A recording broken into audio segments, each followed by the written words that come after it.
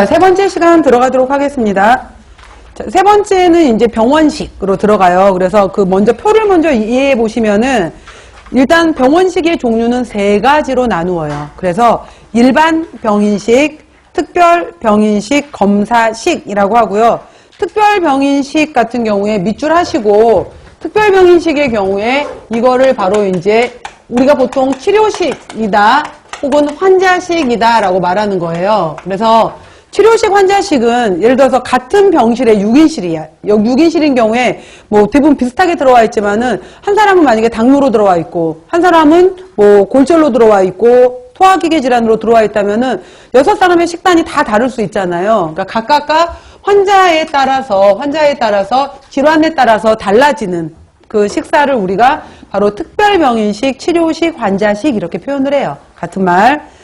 자, 맨 위에 보시면 일반 병인식은 보통 그냥 이제 소화기가 약간 아직 소화 정도에 따라서 얼마나 이제 무르게 줄 것이냐, 얼마나 되직하게 줄 것이냐에 따라서 미음으로 줄래, 죽으로 줄래 이런 것들 있잖아요. 그러니까 보통 이제 물기라든지 점도라든지 이런 정도에 따라서 가장 묽게 주는 유동식, 그 다음에 유동식을 소화할 수 있을 만큼 이 사람이 회복이 되었어 라고 한다면은 죽 정도에 해당이 되는 연식, 그 다음에 3번에 나와 있는 경식은 가로로 묶어버리세요. 요즘은 경식이라는 용어를 많이 안 쓰고 일반적으로 연식에서 그냥 바로 일반식으로 많이 넘어가요. 그래서 경식은 그러니까 예를 들어서 유동식이 미음 정도라면은 연식은 죽식 정도이고 경식은 진밥 정도이고 일반식은 보통의 일반 밥 있잖아요.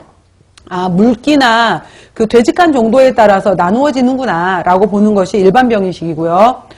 그 다음 잠깐 이제 제가 설명드릴 게 특별병인식인데 앞으로 이제 우리가 그 다음 시간부터 들어가게 되면은 소화기계 질환, 뭐 당뇨, 심혈관계 질환 쭉 들어가잖아요. 그러면은 환자에 따라서 예를 들어서 이 사람이 급성 간염 환자다라고 하게 되면은 이 사람한테 열량은 어떻게 줄 거야? 당질은 어떻게 줄 거야? 단백질은 어떻게 줄 거야?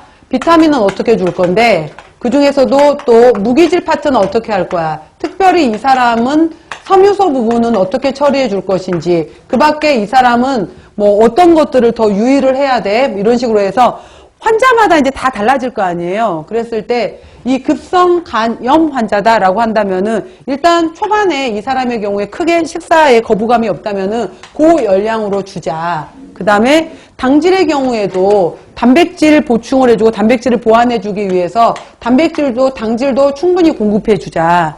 조직을 재생시켜야 되고 간세포를 정상화시켜줘야 되기 때문에 단백질도 충분히 주자. 그 다음 모든 비타민 대사에 관련된 곳이 간이고 여러 가지 에너지 대사를 일으키려면 비타민들이 있어야 되잖아요. 비타민들도 충분하게 줄 수 있을 만큼 주자. 자, 무기질 같은 경우에도 다 잘 주는 건 마찬가지인데 이 사람 같은 경우에 여러 가지 중에서 나트륨이 많아지면서 지금 문제가 되고 있기 때문에 다른 무기질은 주지만은 나트륨 부분은 다소 좀 우리가 조절하도록 하자. 그 다음 섬유소 같은 경우에 크게 문제는 없지만은 아직은 소화가 잘 돼야 되기 때문에 불용성에 해당이 되는 이 거친 섬유소 부분에 해당이 되는 것은 다소 소화흡수에 문제가 될 수 있기 때문에 좀 빼주자. 이런 식으로 해서 각각 이제 뭐를 그러니까 여기서 보다 보면은 뭘 고루 줄 거야. 근데 초기에 급성 간염 환자들의 특징 중에 하나가 지방을 안 썼구나. 지방 부분에 있어서 지방류 음식의 냄새만 맡아도 막 토할 것 같대요. 실제로 선전만 봐도 토할 것 같대요. 음식에 피자 뭐 이런 것만 나와도 그 기름 냄새가 연상이 되면은 구토 증세, 오심 증상이 나타나게 되는 건데 그래서 초기에는 지방을 제한을 해요. 지방은 제한하자라고 들어가게 되는데